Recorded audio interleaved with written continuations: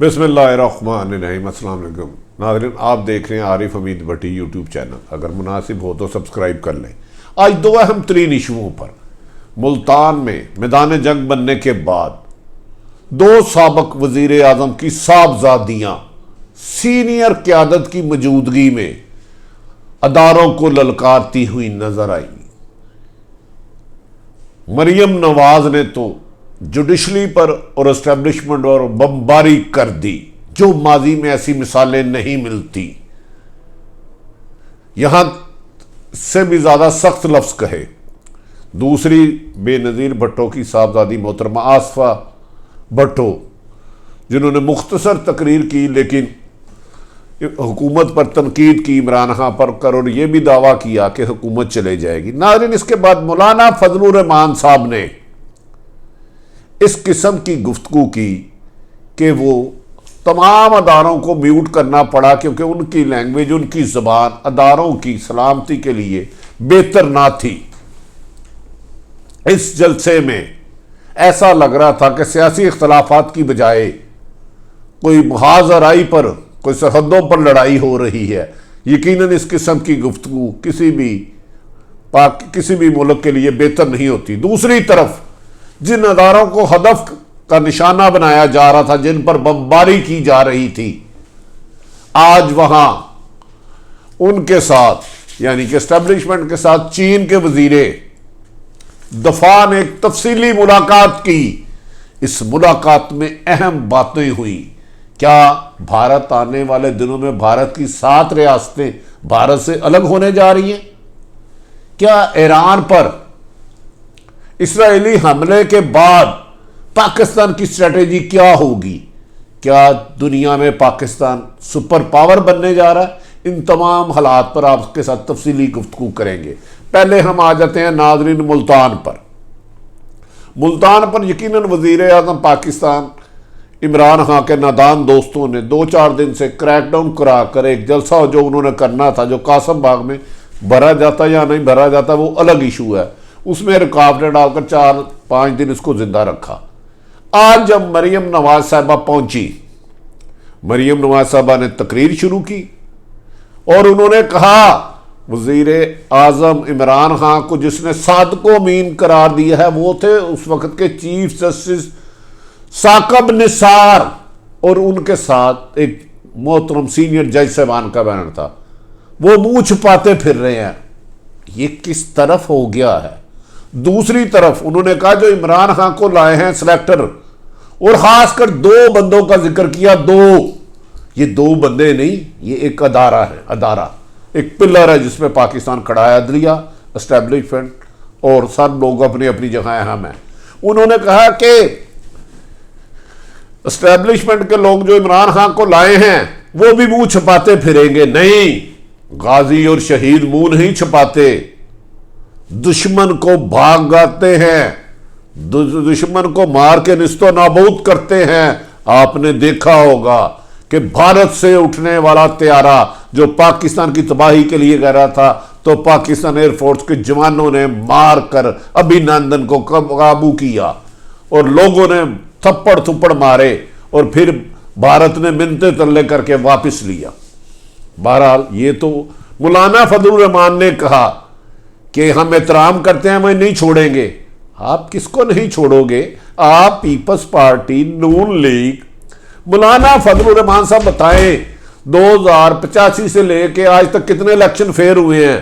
क्या जिस इलेक्शन में जो जमात जीतती रही वही फेयर है, बाकी सब धांधली है? अगर धांधली है तो आप उसका हिस्सा क्यों बनते रहे? 2008 से आपको पीपल्स पार्टी का हुकूमत मिली, 2013 में नून को मिली। आपने इस्लामी वो इलेक्शन की इस्लाहात क्यों नहीं की कि लोग धांधली ना कर सके? लेकिन आज याद रखें, बेनज़ीर भट्टो की बेटी आसफा भट्टो ने तकरीर तो की, अंदाज उनका अपनी तरफ से यह था कि बेनज़ीर साहिबा लगे।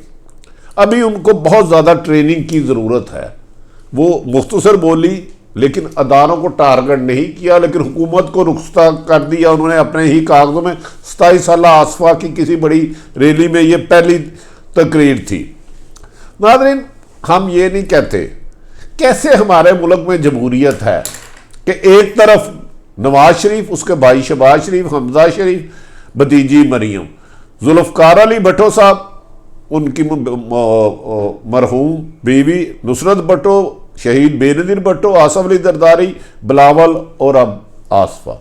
लेकिन खैर ये आपने फैसला करना है कि आपका लीडर कौन हो सकता है। इनके शुरा ने कहा कि कोविड-19 जिसने पूरी दुनिया को तबाह कर दिया है, कोरोना ने, उन्होंने कहा उससे ज्यादा कोविड-18 खतरनाक है, यानी कि इमरान खान साहब। नाज़रीन, इमरान खान साहब पर इसके अलावा मालम जप्पा और दूसरे केसों पे तमाम मुकर्रीरीन ने तनकीद और तंज के निस्तर बिछाए। नाज़रीन, दूसरी बात सिलेक्टेड के बारे में ये लफ्ज़ कहना, मुझे समझ में नहीं आती कि बेनज़ीर भट्टो की बेटी और आसफ अली जरदारी साहब की बेटी मरियम और आसफा जब स्टेज पे खड़ी थी और इस हुकूमत को गिराने का, पीटीआई की हुकूमत को गिराने का कह रही थी, तो ये क्यों भूल गई कि कुछ अरसा कबल साबिक सदर आसफ अली जरदारी ने कहा था नवाज शरीफ धरती के नासूर हैं, हम इसको माफ नहीं करेंगे, अगर इसको माफ किया तो अल्लाह हमें नहीं छोड़ेगा। और मरियम नवाज ये क्यों भूल गई कि उनके सगे चचा मोहतरम शहबाज शरीफ साहब ने कहा था कि मैं आसफ अली जरदारी के गले में पटा डाल के घसीटूंगा, लाहौर और लाड़काना वगैरह वगैरह, इससे सख्त अल्फाज इस्तेमाल किए गए। लेकिन ना जाने कौन सा ऐसा मफाद है कि दोनों को इकट्ठे ले आए। इन दोनों जमातों की क़यादत ने यह नहीं सोचा कि हम मादी में एक दूसरे पर क्या इल्ज़ाम कराते रहे।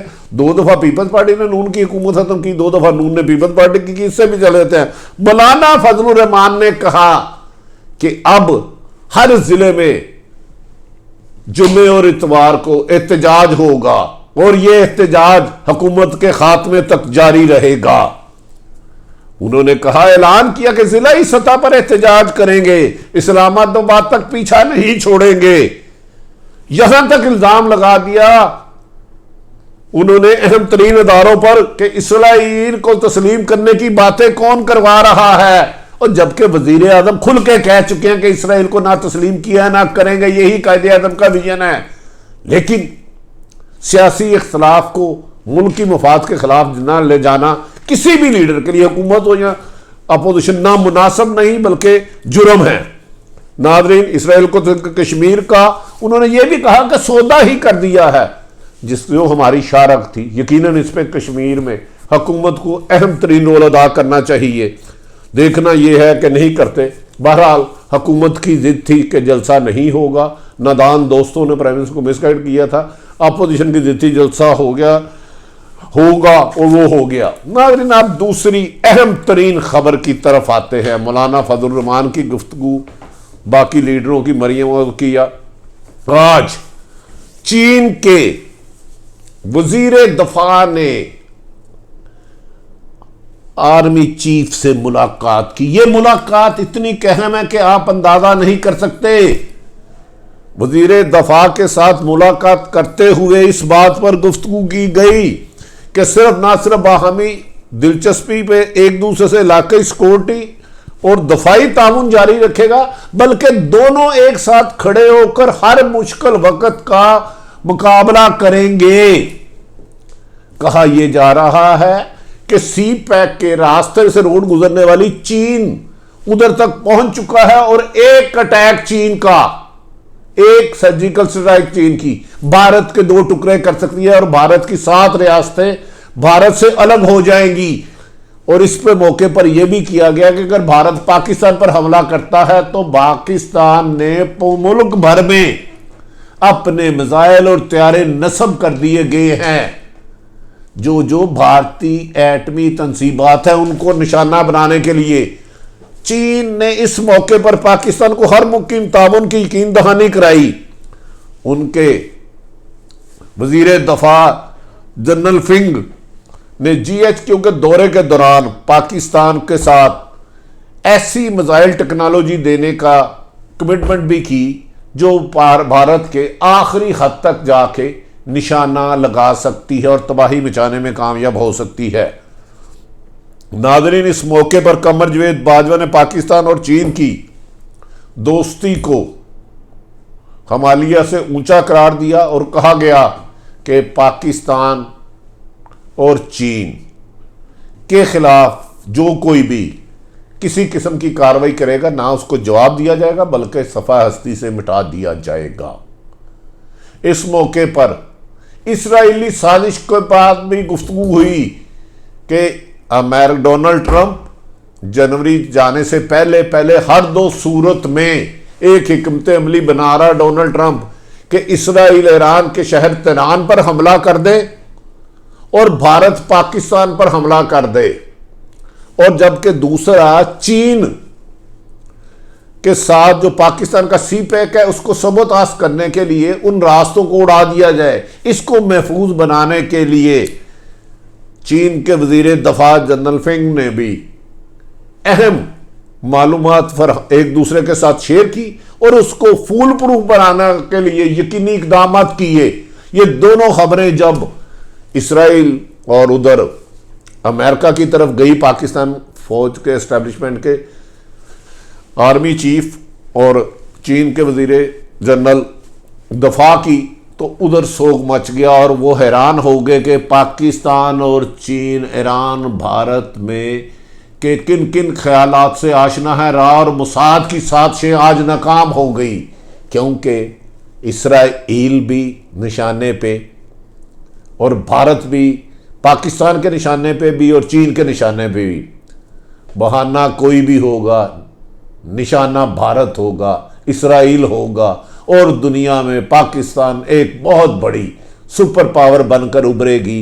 इसको कोई साजिशें रोक नहीं सकती। ताहम मुल्क में दानिस्ता या गैर दानिस्ता अहम अदारों पर, अदलिया पर और इस्टेब्लिशमेंट पर या किसी भी अदारों पर हमला करने वाले को गुरेज करना चाहिए और अदारों को भी हर हाल में गैर जानिबदार रहना चाहिए, क्योंकि आने वाला वक्त पाकिस्तान को तरक्की, खुशहाली और कामयाबी की तरफ ले जा रहा है।